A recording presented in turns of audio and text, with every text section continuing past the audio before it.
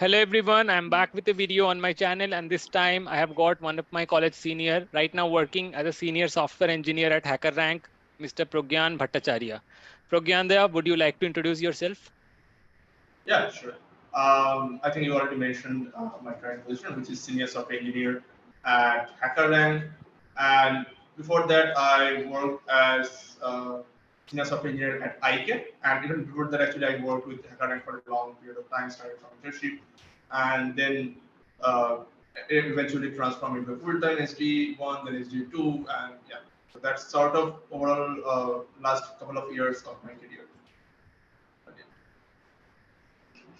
Okay, Progyanda. So I would like to ask, you are very much an enthusiast in software development. So how did you start this journey? Um, to be honest, actually, I wasn't super into software engineering or even, in fact, engineering at large back when I was in high school, even before that, right? I always loved, I mean, I was good with maths. I always loved that. And during my high school years, like 10 plus 2 years, I was exposed to a lot of things in physics, especially quantum mechanics. And I was super fascinated by those ideas, right? So at that point, my life goal was to become a researcher, work on some stuff, and maybe at large build some groundwork breaking thesis and stuff like that. Like I used to idolize Satyendranath Bose a lot, and I still do, maybe a differently now, but that was my idea of that time. But eventually, as fate would have it, I got a chance to pursue BTech in health, West Bengal University of Technology, and at that time I started into software engineering. I heavily invested into it because I realized like that's something I'm going to do for next 4 years. I'm going to learn for next 4 years, and that's something I'm probably going to do for next couple of decades. Right? So I should be doing that at the wholeheartedly and not just as an alternative. Right? And that is how I started it. But as like in one of his speeches, Steve Jobs has put, right? You cannot connect the dots looking forward. You can only connect them looking backward. I think it applies way too aptly in my case because I started working with computers back when I was like 8, 9 years old. I spent a lot of time. At very early stage, I was very impressed by something called a logo, which is technically a programming language, but it's not for generic purpose software applications.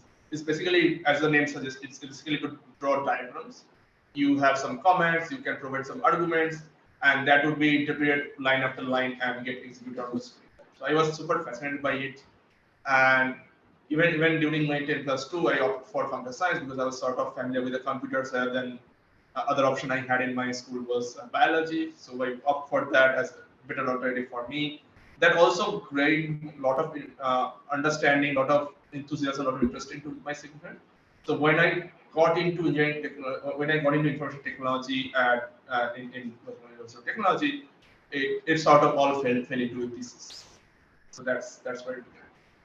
Very nice to hear, and another similar story that you were very much enthusiast in physics and wanted to pursue some thesis kind of stuff going Right. forward.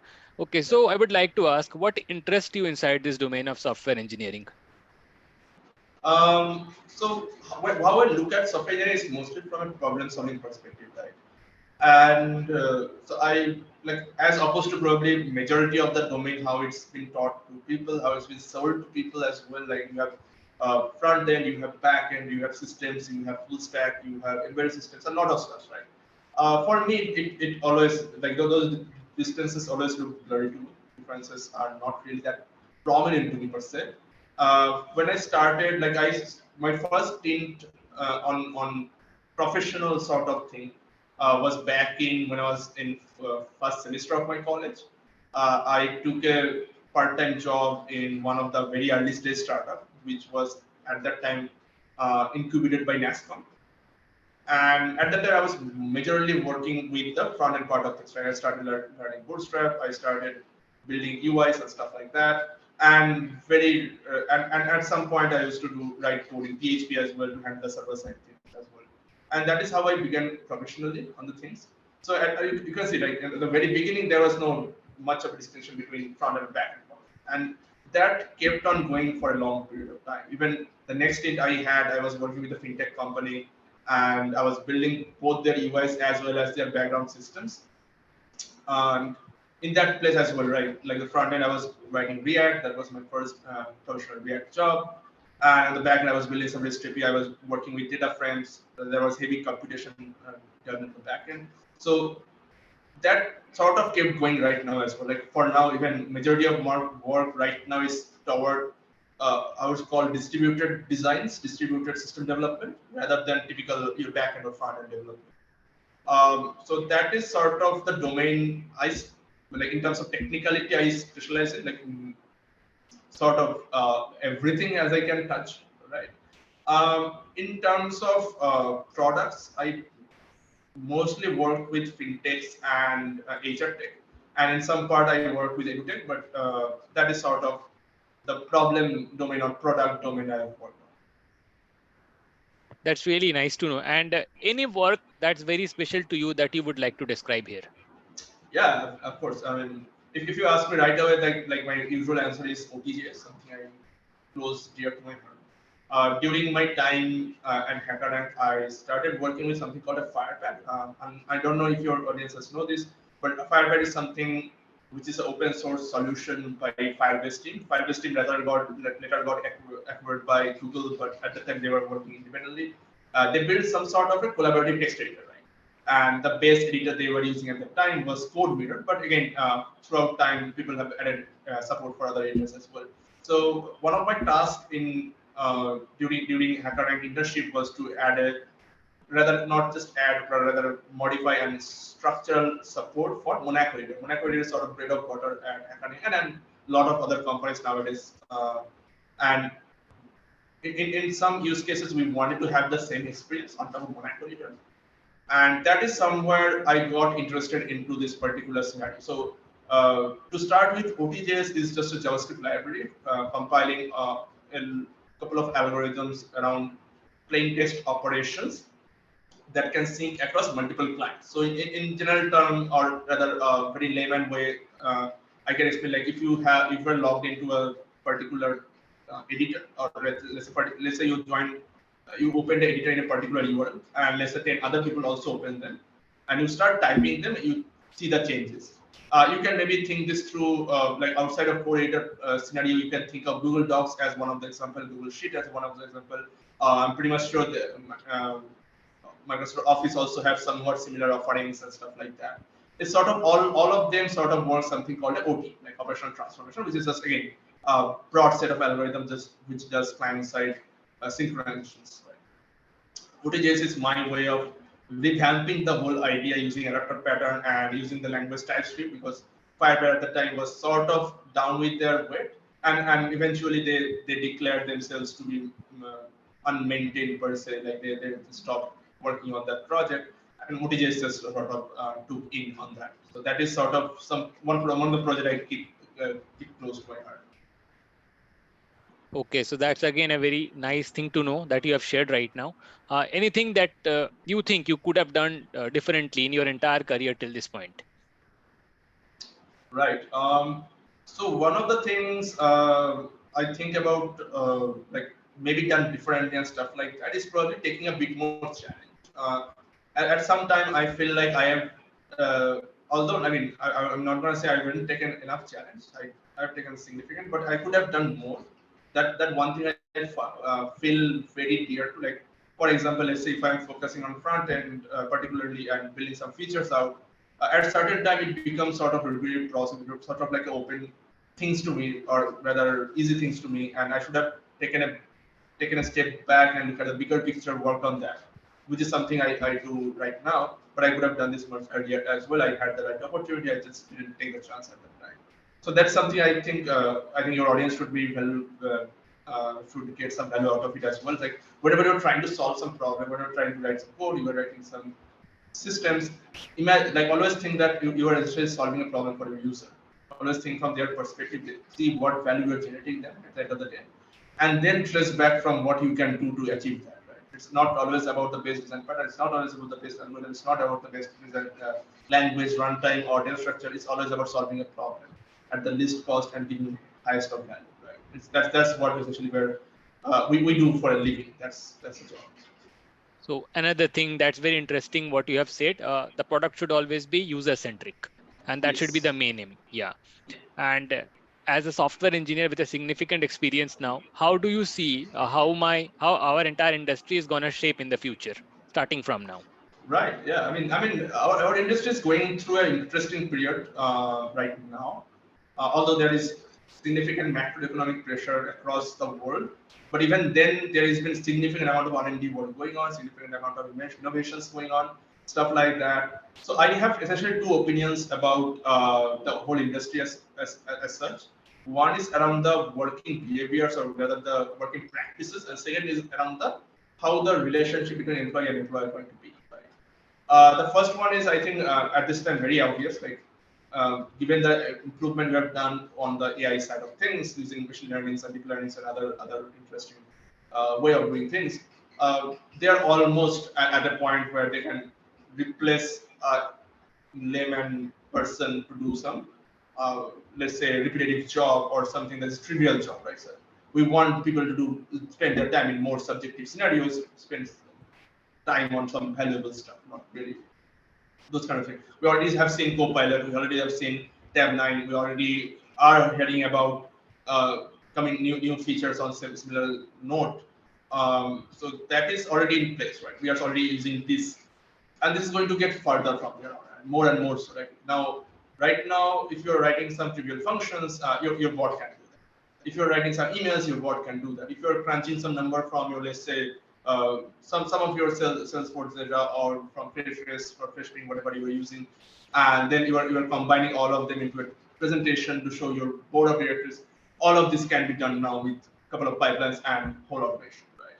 And this is giving us much more time to think of problem statement beyond what is already been done, right? Something that has never been touched, something never have tried, right? And to basically learn to invest in more risky kind of innovations, which is really a great thing for the community, really great thing for the industry as well. People often fear there will be a lot of losses of job, but I disagree strongly on that.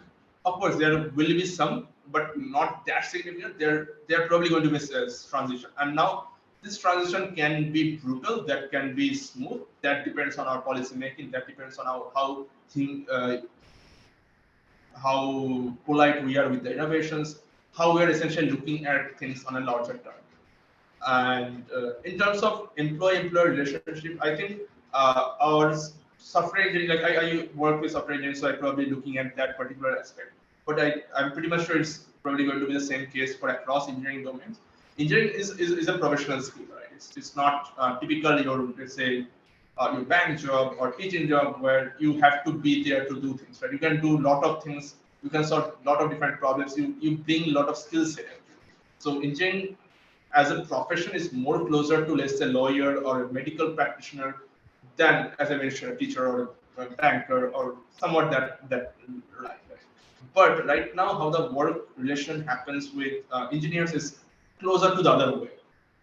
We have people working as for full time, and they are tasked with one or two direct products. Right? Unless you are working at very high growth startups, you are probably not going to work with multiple products. Even in fact, even that case, that startup is probably going to focus on solving one or two defined problems in a particular industry.